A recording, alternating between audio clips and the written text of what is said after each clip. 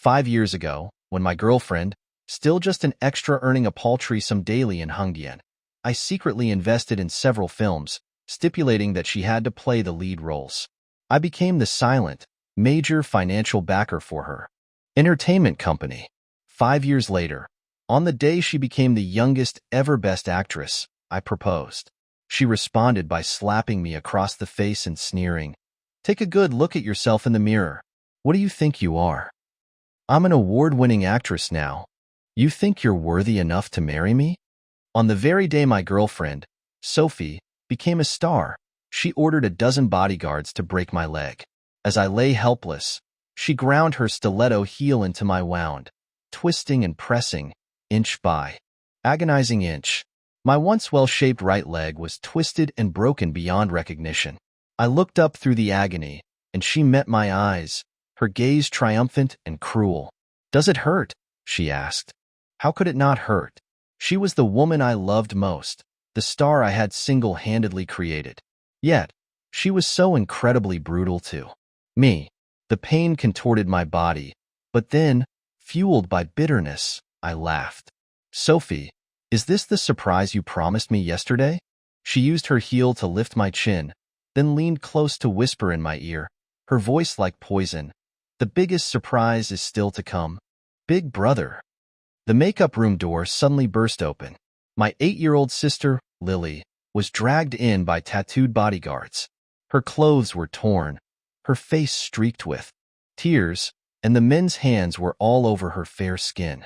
My breath caught in my throat. The next second, I roared at Sophie, "You inhuman monster! Let her go now." As the last word left my lips, Sophie snapped her fingers. One of the bodyguards twisted my sister's arm at an unnatural angle. Lily's agonizing scream was like a knife to my heart. I watched helplessly as my vibrant, innocent little sister trembled in those men's clutches. Sophie, her red lips curled into a chilling smile, ordered the bodyguards, "Torture them both for half an hour." Looking at her vile expression, I was suddenly reminded of what Sophie had said to me last night. "Ethan," she had said, "don't leave after the awards ceremony tomorrow. I have a surprise for you." At the time, I was excited by the thought of her surprise. I had completely missed the malice and calculation hidden in her eyes. I never imagined that her surprise would be something like this. In a daze, I couldn't help but blurt out, "I thought you actually loved me." Sophie laughed coldly. "Ethan, did you actually think that I was going to marry you?" Her question left me stunned. Why wouldn't I think that? 5 years ago, she was just a struggling young actress, with no resources, no connections, no fame, not even a chance to play a maid. She was filled with anxiety, clinging to me every night to release her stress. I couldn't bear to watch her suffer anymore. I secretly founded a small company and signed her. Then, I got my CEO older brother to invest in several films, giving her the leading roles. That was how she began to make her mark in the industry. In just 5 short years, she became the youngest actress to win the prestigious award. I had given her so much. Even if she didn't want to marry me, why was she treating me like this? "Big brother, it hurts." My little sister's voice, filled with pain, brought me back to reality. I looked at her and was faced with a horrific scene. Her limbs were all twisted and broken. Her arms and legs hung limply. Her small face was covered with blood. Tears streamed down my face, and the small sliver of sanity I had managed to retain vanished.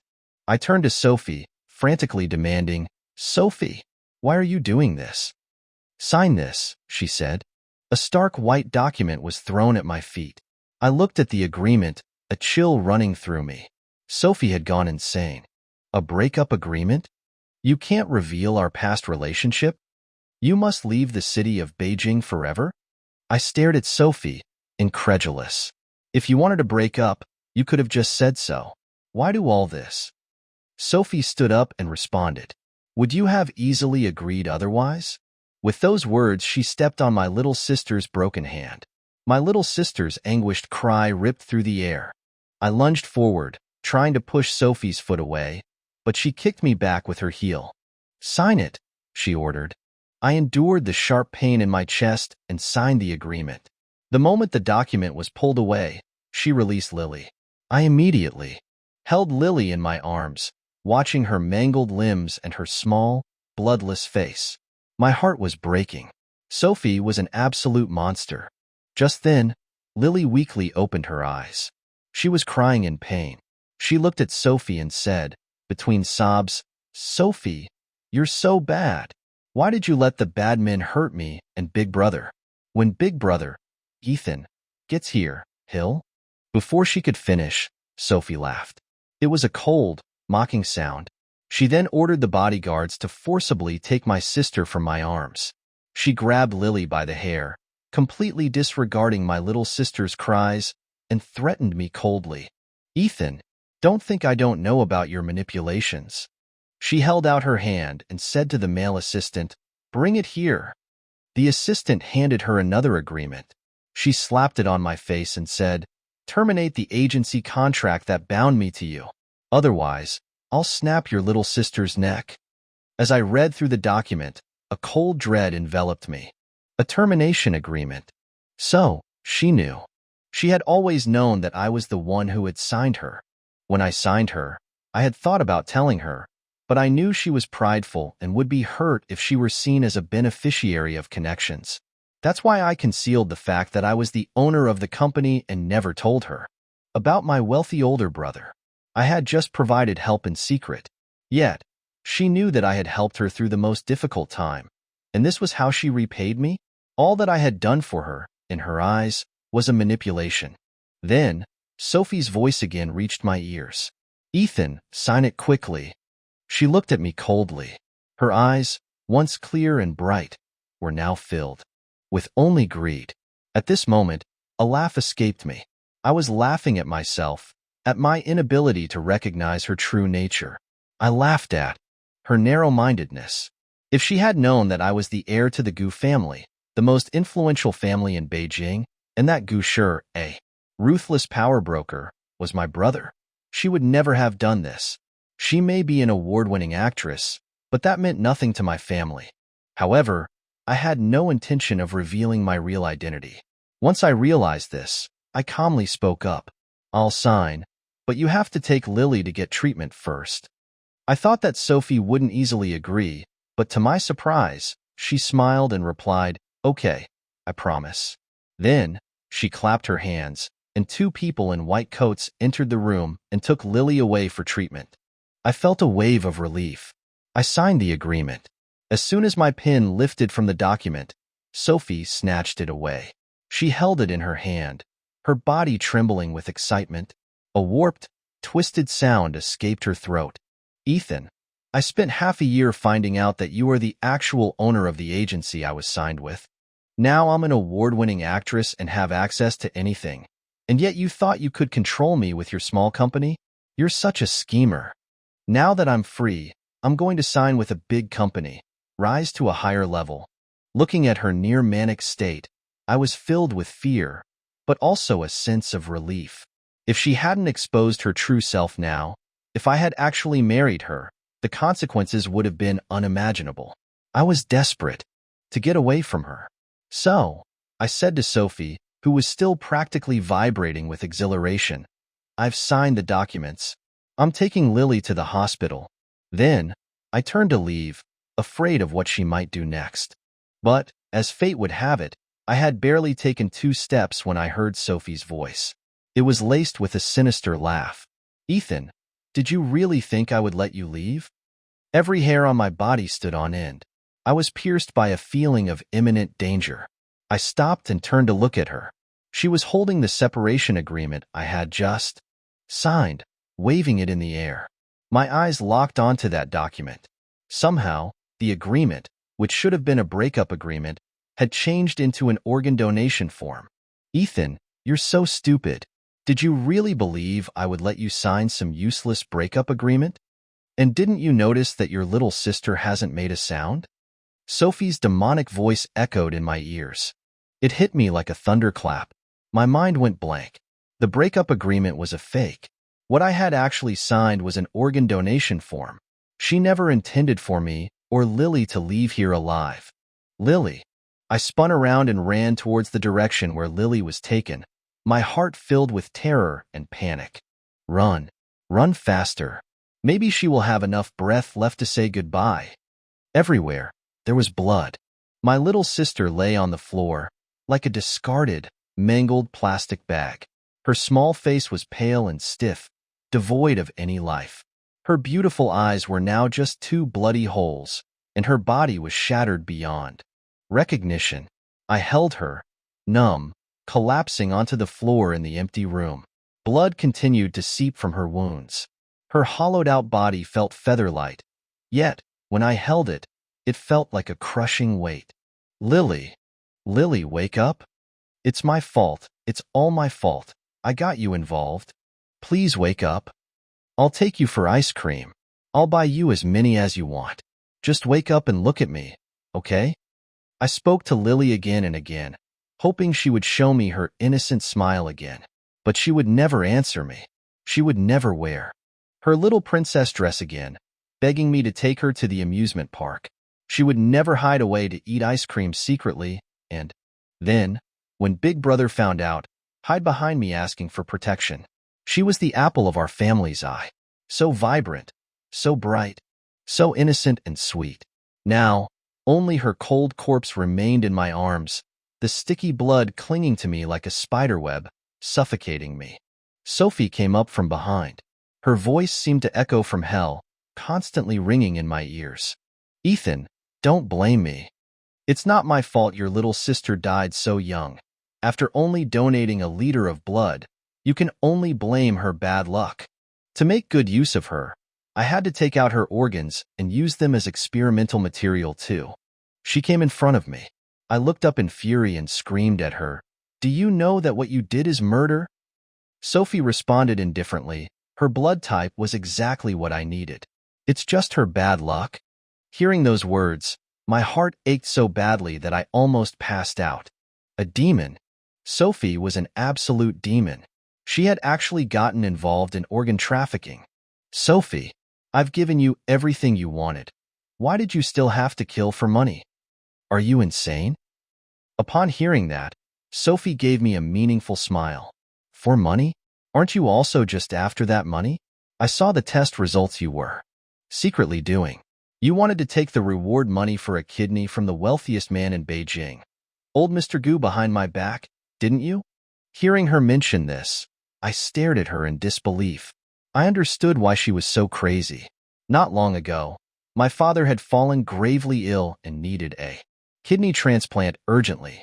But the hospital did not have a suitable donor at the time, so they had released a reward offer to the whole city. My sister, brother, and I had all done matching tests. I was a perfect match, and my little sister's blood could be used.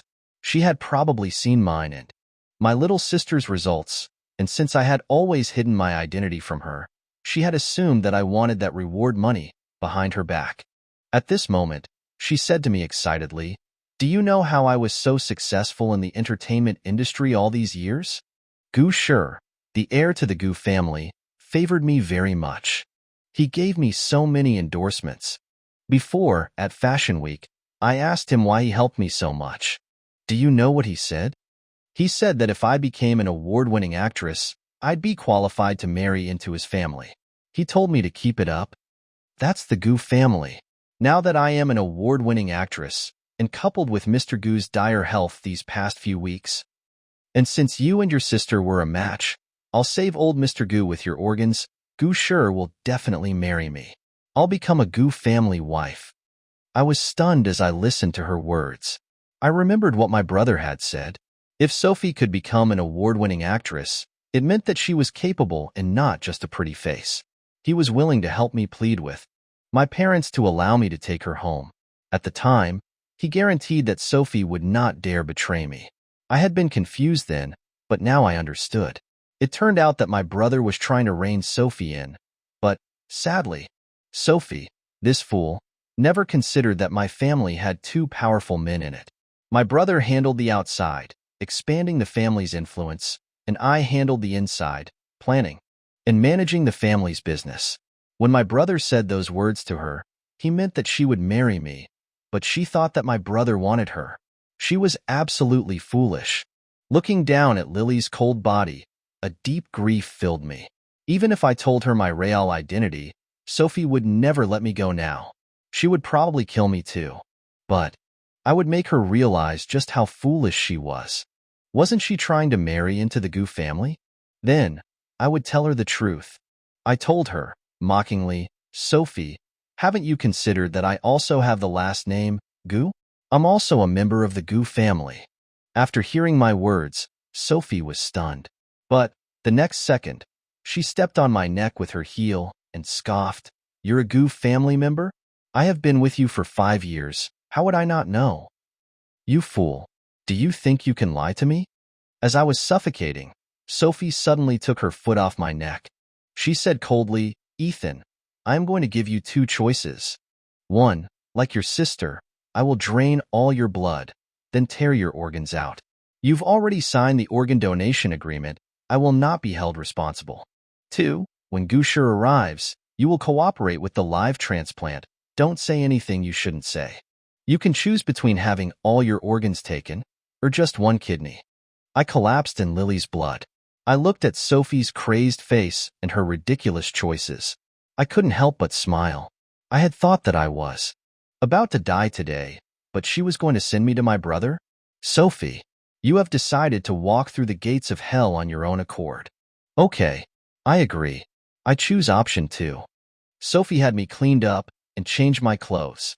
In the presidential suite, I was bound to a bed. 2 bodyguards stood watch. Sophie paced around the room excitedly. "Ethan, Gu sure will be here soon.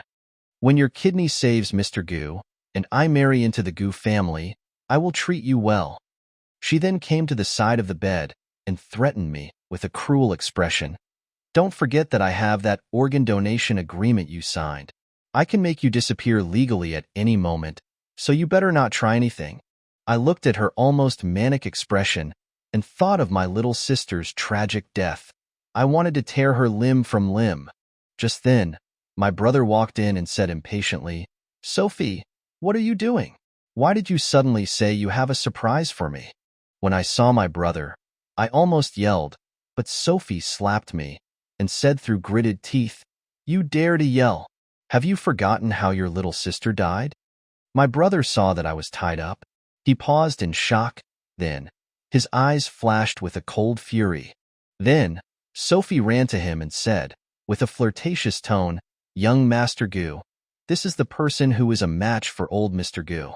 His sister has already been drained of all her blood and is now in cold storage, just waiting. Both the organs and the blood are ready. It's up to you to arrange the surgery." When my brother heard that, his face turned pale. He asked, with a trembling voice, "What did you just say? Who did you drain all the blood from?"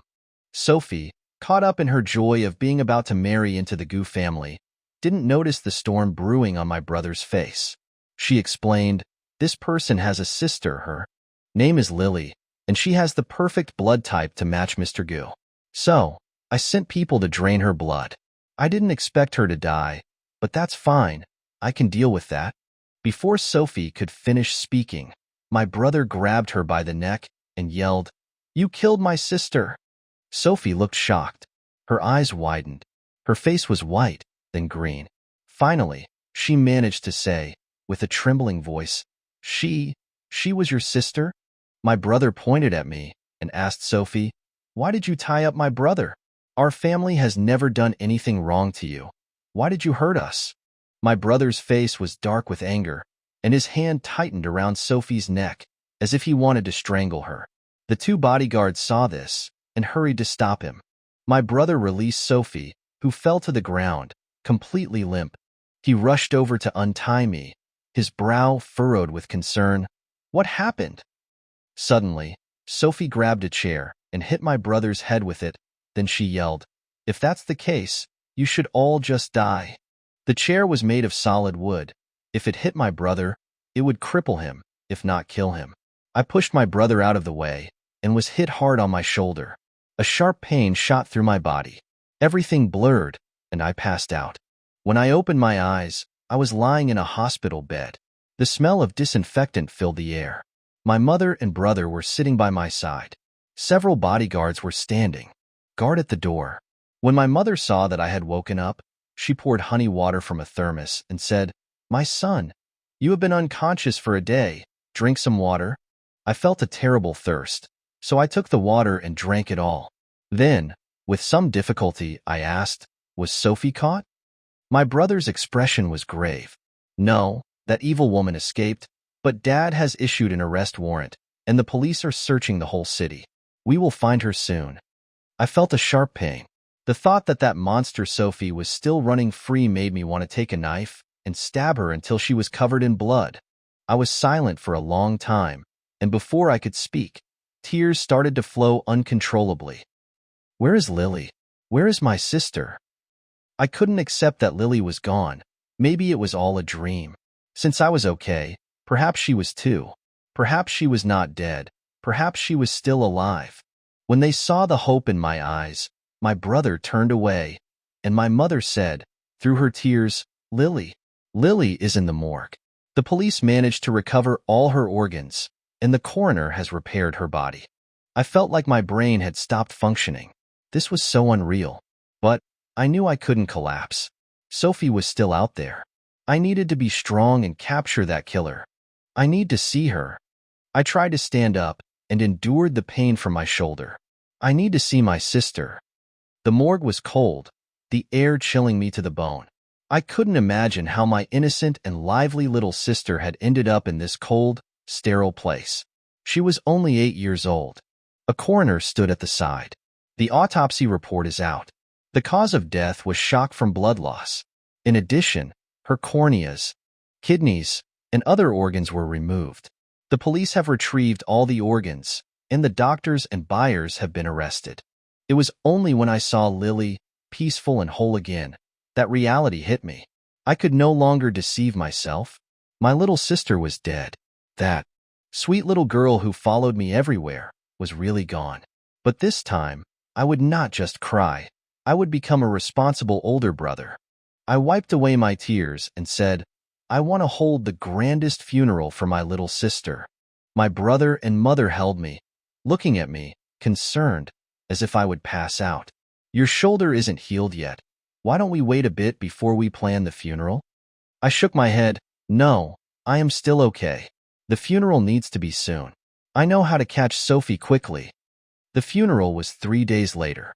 I had invited many business and political figures, specifically telling my brother, the more people, the better. Don't make the security too tight. My brother frowned at this. Are you trying to lure Sophie here? She is so careful and there is an arrest warrant out for her. It will be impossible for her to come here. I didn't say much, just told my brother to do it. On the day of the funeral, I knelt in front of Lily's coffin. Then I cried my heart out in front of everyone. I almost passed out. My brother came to support me, but I waved him away and said that I wanted to go and rest. When I got to my room, I wiped away my tears. I hid needles and a knife. Sophie, just going to jail isn't going to be enough. I will make you suffer more. Half an hour later, during the busiest time of the funeral, 2 strange men entered my room. I gave some symbolic resistance before they knocked me out and took me away. When I opened my eyes, I was tied to a chair. In front of me was Sophie, without her makeup, looking tired and haggard. She held up the stock transfer agreement I signed. Her face contorted. How dare you play me? Why didn't this work when I wanted to take the money and escape? I laughed coldly. My name is Ethan, but my legally binding name is Ethan Gu. I was a member of the powerful Gu family, with all the knowledge and connections on how to protect my assets. Sophie only managed to get in touch with the upper class thanks to me. It was impossible for her to know such things. I never thought that you would be such a scheming man. Sophie's face twisted in anger. She never expected her well-thought-out plan to be defeated by something as simple as a name. If I was so scheming, I wouldn't have allowed you to take my sister's life. I mocked her. It's useless for you to find this out. Now, I've frozen all the company's assets. You won't be able to withdraw any money. Let me think. You are still here, are you? Unable to find money for your escape? From the fact that she only sent 2 men to kidnap me, It was clear that she was low on funds. When she wanted me to sign the transfer document, she sent dozens of bodyguards. Now, there were only a few by her side. I seemed to have hit a raw nerve. She slapped me hard across the face, then said, "So what? If I can't escape, I will kill you.